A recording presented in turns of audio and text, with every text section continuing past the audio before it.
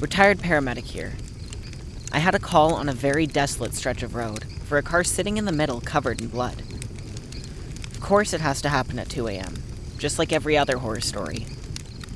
We arrive on scene and find a new Camaro sitting in the middle of the road that had obviously been in an accident.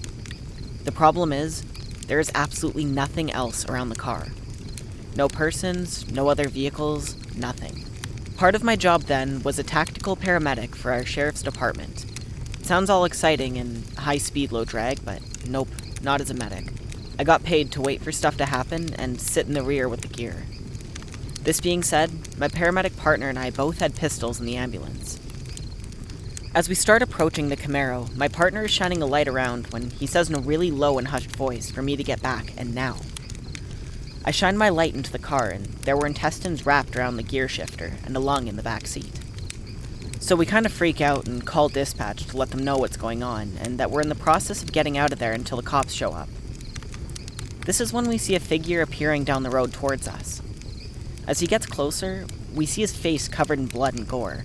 We both threw on our tactical vests, helmets, and snatched our pistols as I sounded like a frightened Home Alone 9-year-old on the radio to dispatch. We approach and start screaming at him to get onto the ground, which he does, and after everyone's heart rate is below 200 BPM, we start talking and figure out what happened.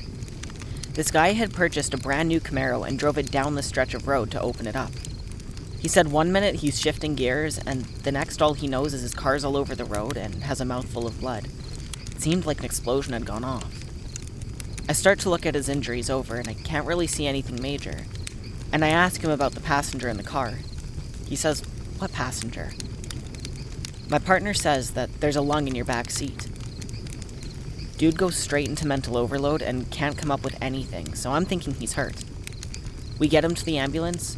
Police are 5 minutes away, and we potentially have another victim out there. I have to go look by myself. I walk through the crash scene, look in the car, and sure enough, intestines are wrapped around the gear shifter, lungs in the back seat, and what looks like a part of the liver, and a hand grenade went off inside the car. I walk around the other side of the car and see a faint blood smear / stain on the road. Walk to it, and it seems like something else further down the road, so I keep walking towards it. I finally see something on the side of the road and run up to it. Honestly, I was completely freaked out and scared to death about the body I was about to see. And then I realized the dude had hit a deer. What happened is when he was winding the car out, state police estimated him going over at 100 miles per hour. A deer jumped into his car pathway and hit the top corner of the windshield with its stomach. When the windshield crashed, it created a negative vacuum in the car, sucked almost all the deer organs out into his car and all over him. I had the fire department decontaminate him, wrapped him in some blankets, and took him to the hospital.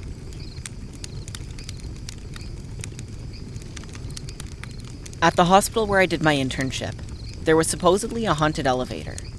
The residents there say that sometimes when they would go to the higher floors and use the elevator, it would sometimes go to the basement first and open despite having no one down there. From there, a child-sized shadow would get on. They would say you shouldn't look at the shadow directly if you didn't want anything to happen to you. They also said that the shadow would get off at the 3rd floor, where the ICU was, and whenever it did, someone would die amongst the ICU patients shortly after. So they said the child's shadow was actually escorting patients to the afterlife. I never believed that story until my pediatrics rotation. When I used the elevator to go to the 6th floor, the elevator went to the basement first and opened. It was the first time that had ever happened to me, and I was so tired that night, I forgot about the stories. So I idly looked at the basement while waiting for the doors to close. It was more of a storage floor, medical records of patients, old cabinets, an old mop squeezer bucket, battered sofa, and where the janitors sometimes rested. Then the doors closed, and I felt the elevator shudder slightly. It was as if someone heavy had gotten on. And from my peripheral vision, the right side of the elevator was dark.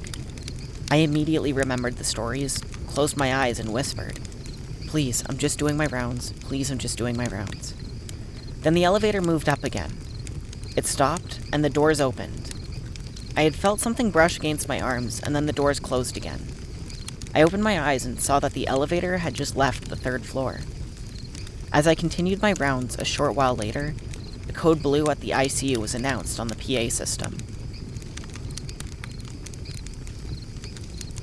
I'm a 25-year-old female, and I work night shift at a maximum security psychiatric hospital. As you can probably imagine, these kind of experiences come with the territory. To set the scene for you, the hospital I work at was built in the 50s as an asylum. The concrete walls are cold, and sounds echo throughout them with relative ease. We typically keep the lights out to encourage patients to sleep throughout the night. And then there's me, walking through the halls to check and make sure everyone's still breathing. I've heard people laughing to themselves, whispering conversations to someone unseen by me. I've even ran to emergencies where other patients have snuck into another's room to beat them violently. And I've had to pull a 300-pound man off of another man while he attacked him in his sleep, while still stomping on his head. But the scariest thing was when I was doing a round and I came across one of our blind patients. You know how in movies you'll see people with hallucinations that cut their eyes out looking for relief? No, I didn't find a pair of peepers freshly gouged out. However, this patient had in fact done the exact same thing a number of years ago, and as a result, he's completely blind. The worst part is, it didn't make the hallucinations go away. Now all he can see are the haunting visions that brought him in the first place. So this patient had been with us for some time, and every night I would walk through his room. He would be in the same position, standing, facing the wall with his back to the door. No matter how long I stood there, he wouldn't move. This is nothing new, as I've seen a number of patients with catatonia before. They just stand and sit there with a blank or sometimes fearful expression and react to nothing. So the scary part for me was when I passed by his room, walking quietly as to not wake any patients. I peek into his room through the window. He's just standing facing the wall.